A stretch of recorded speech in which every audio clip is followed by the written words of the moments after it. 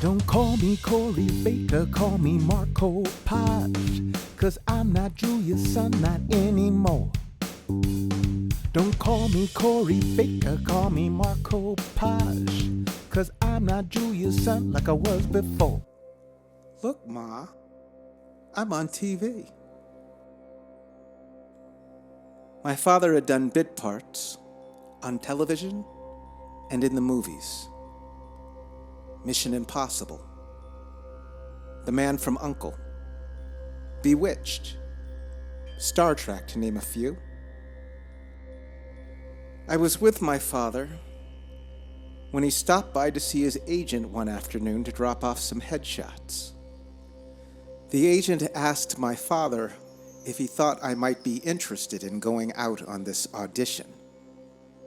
They were casting a new pilot at the Fox studios. The show was written, created, and produced by a man that had written and produced shows for many of Hollywood's most successful entertainers: Bob Hope, Elvis Presley, Jerry Lewis. He had a long and extremely successful career in Hollywood, with producing and writing credits that have spanned over 6 decades.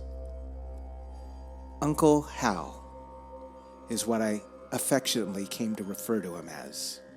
Prior to this job, I was a non-actor. I don't recall having any ambitions or desires of wanting to be an actor when I was growing up as a kid. So I signed on to do the show.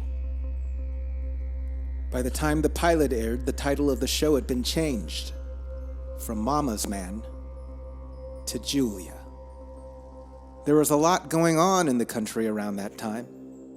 1968 was a very turbulent period in our nation's history. There was a social revolution, a demand for more freedom and rights for minorities and women.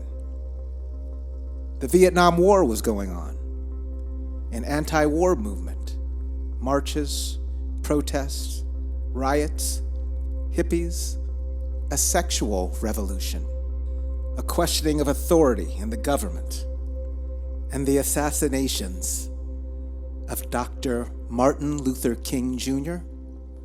and Robert Kennedy. Groups like the Black Panthers that reflected a growing militancy within numerous segments of African American communities. Film and television have always been safe ways for Americans to deal with race, a way for mainstream society to have a conversation about race in a non-threatening way. Julia premiered at a time where you had a very minimal amount of blacks being represented on television in general. Predominantly, they were images of the magic Negro.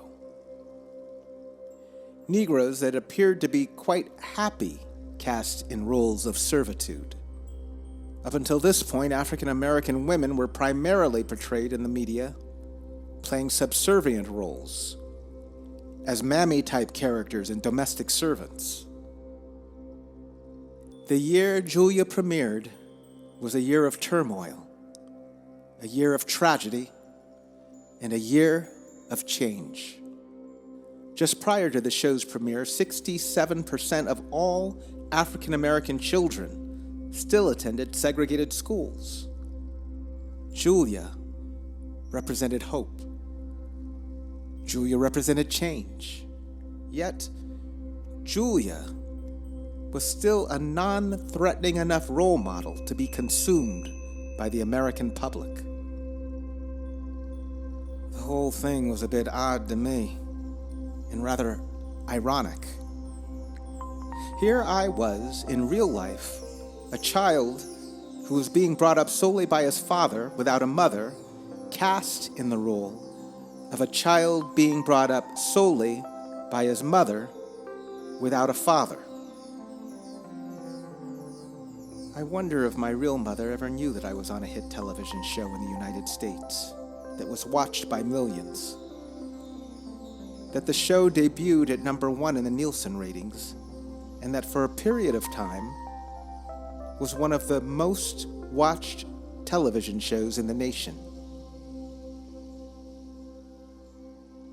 There are not a lot of people on the planet who can say that. I wonder if my real mother ever knew. Don't call me Corey Baker, call me Marc Copage, 'cause I'm not Julia's son, not anymore. Don't call me Corey Baker, call me Marc Copage, 'cause I'm not Julia's son like I was before.